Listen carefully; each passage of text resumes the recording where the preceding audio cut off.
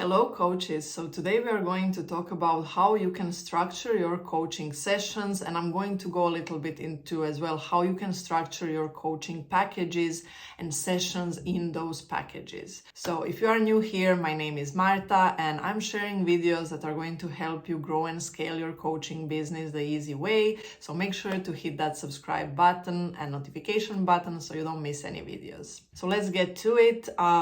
First of all, let's talk about how can you structure your individual sessions, how can you start them, what do you do in the middle, and how can you finish those sessions. Basically, your coaching sessions are there to help your clients reach a certain goal, but they might be coming in every day with specific problems that they've encountered a week before, or something that came up after the previous session while they were working through some things, and so on.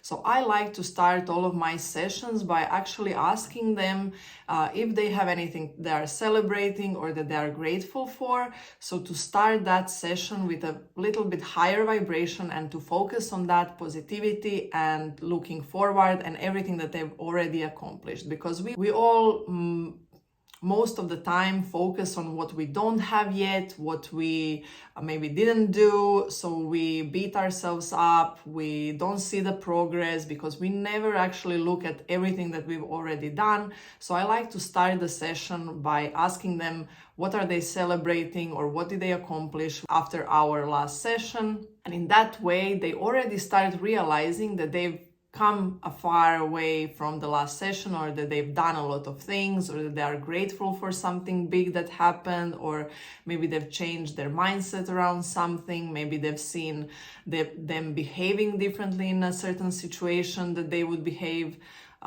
in a different way before the coaching. So I like to first make sure that they notice how much they've already progressed and what they already did since the last session we had.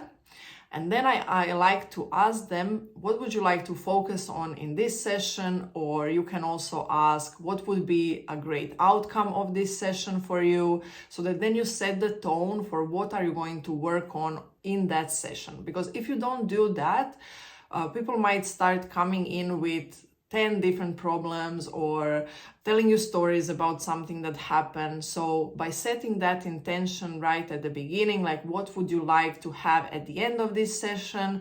What is the most important thing for you to solve right now?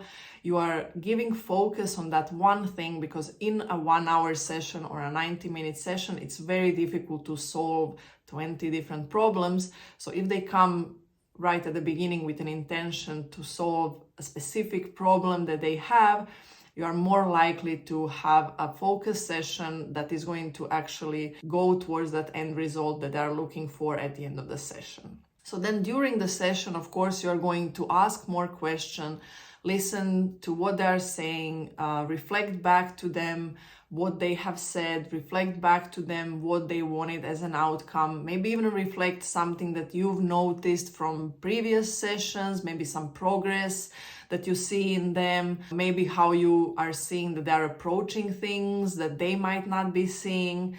So the middle of the session is the meat where you are trying to investigate what are their thoughts, feelings, what are they doing regarding that one problem that you want to solve, and trying to find the solutions to get the outcome that they want. And the most powerful thing you can do is listen. The most powerful thing is to listen to them, everything that they're telling you, to ask powerful questions that are making them go deeper, that are making them realize the things that they already have the solutions and that they already know how to solve this problem. That is much more powerful than you giving them solutions.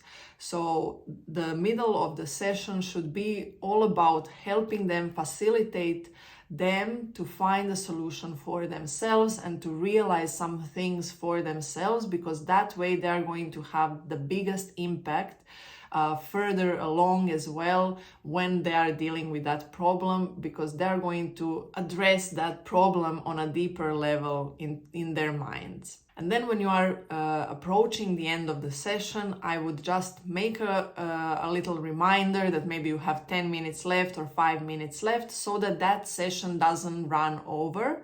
And you can say something like, Okay, I'm going to stop you there just for a second. I want to say that we have 10 minutes left, so I will reflect back to you everything that we talked about, and let's use these last 10 minutes to see what are your next steps or what insights you got from this session and how you can then use those insights to move forward with the problem or with the goal. And then I would talk during those 10 minutes about those problems, about those goals, about those insights.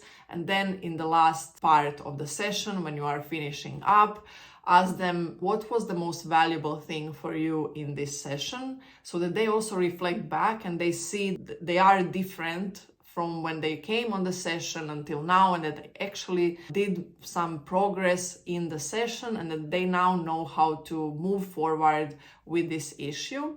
And you can also ask them what are your next steps, and you can hold them accountable to actually go on and do those steps before you have your next session. So this is more or less how I would structure a coaching session. Of course, you can take this as, you can use what I've said here, but you also have the freedom to do and structure your sessions as it suits you and as it suits your clients. So also always listen to your clients and how they like to be approached, what is helping them. So you can always tailor the session based on your preferences and your clients' preferences. So you don't have to take this as the holy grail and you have to do the sessions like this. You have the freedom to run them as however you want to run them.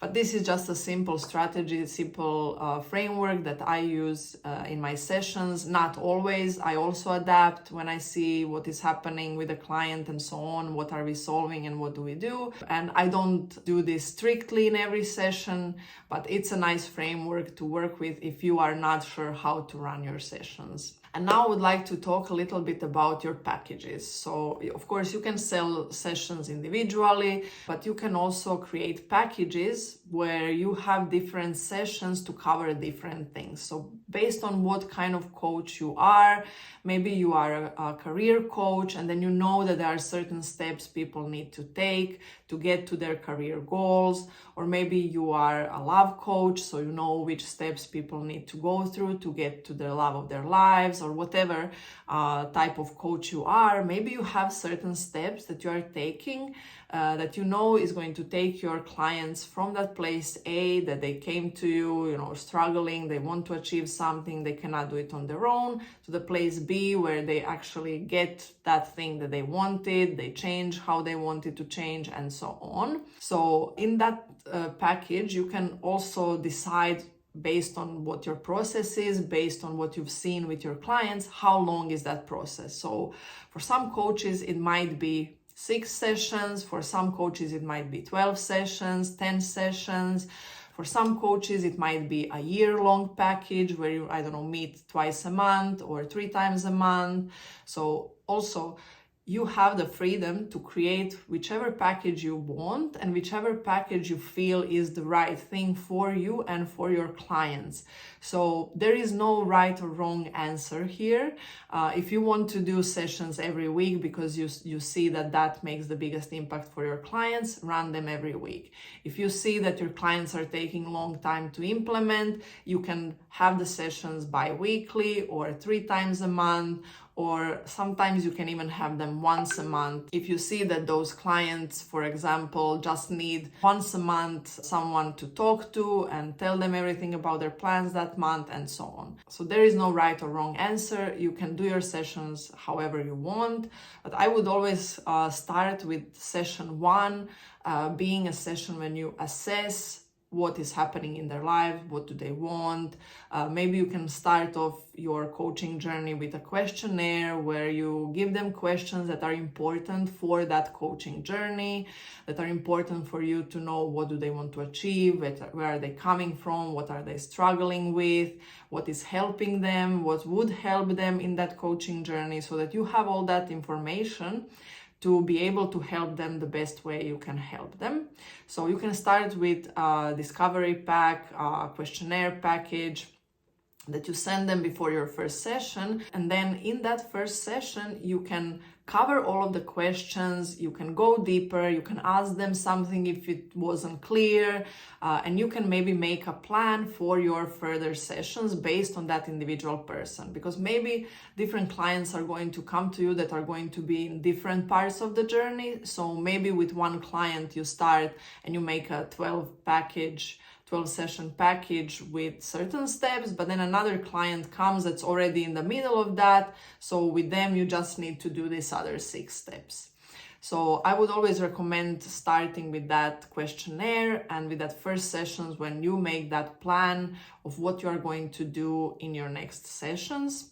Then, of course, you run your sessions and you can set what things you are going to do in each session, but leave room for flexibility because a lot of people are going to realize they need something else in the middle, or they're going to come to you with something very urgent. So be flexible. You can make that plan, but be flexible that those sessions could change and that you might be doing something completely different in session 5 where you plan to do something completely different. And then I would end that with a session where you look at all the progress that they had since they started. You look at, is there anything else they want to work on? How are they going to get to that next level, next step, next goal?